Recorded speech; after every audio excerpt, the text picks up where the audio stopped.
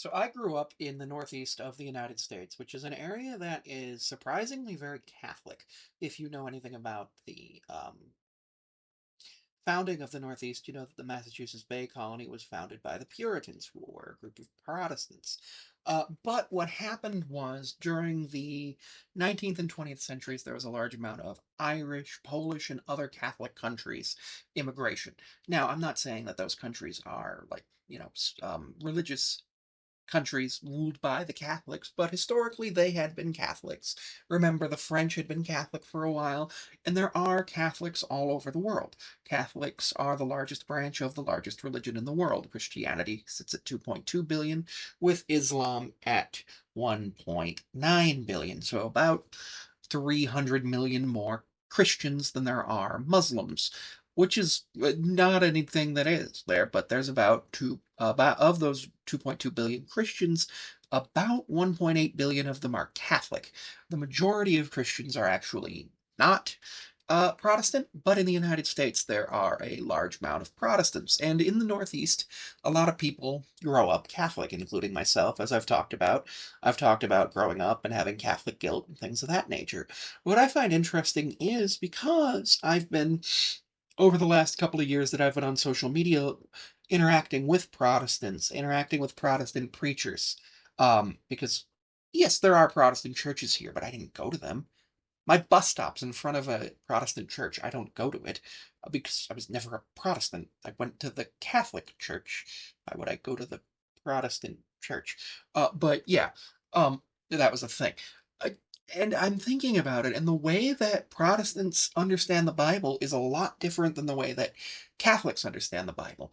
And a big way about that is evangelical Christianity. So in Catholicism, yes, you are supposed to spread the gospel and spread the good news of the Lord Jesus Christ.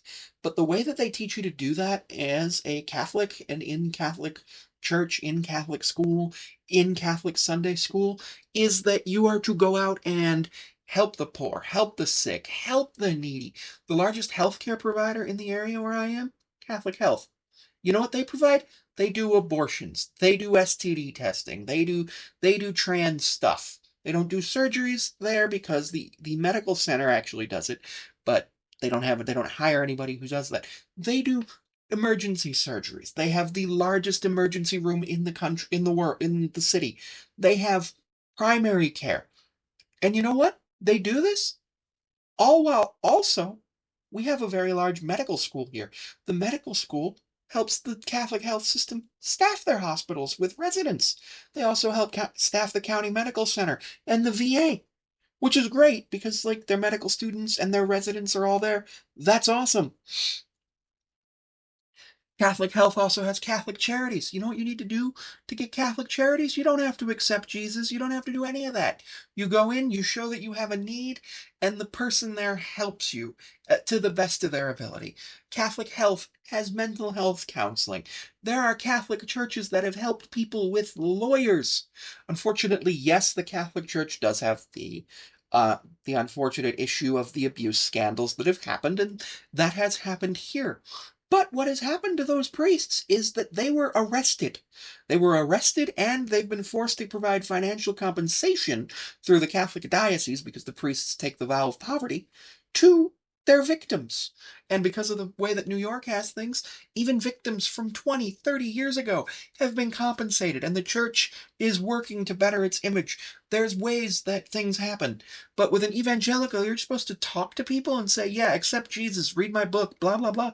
You don't live the gospel or anything. It's really ridiculous and I don't like it, but it's one of those things where growing up with the same religion but a different denomination is really confusing, and I'd like to know what everybody else thinks of that. Do Protestants who come up north and see the amount of Catholics get really confused? Is this like a thing in Ireland where there's, Protestants and Catholics and all that too?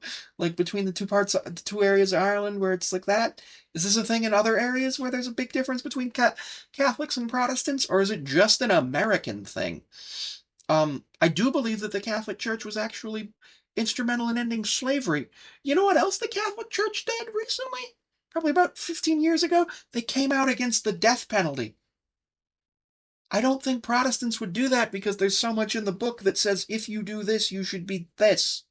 And again, thank you for tuning into the videos. Don't forget that you can also see me on Patreon at Sammy5436, where it's $1 a month. I also am seeable on Instagram at Sammy5436. What? TikTok at Sammy5436. I'm on Blue Sky at Sammy5436, though I don't use that often. I believe I'm on Tumblr at Sammy5436, but I haven't used that in at least a year. And you can find me at my business email, thetrapezoidtalks5436 at gmail.com. Any information you need to send to those business emails will be looked at. I generally look at my business email on Wednesdays and Sundays, so just do be advised that I do not always have the ability to respond immediately, but if you do send an email to my business email, and as long as it's not offensive, I will respond if it's something I'm interested in with something positive, and if it's something I'm not interested in, I will thank you for your email and go ahead and say that there may be a future opportunity for us to collaborate if that's something you're interested in.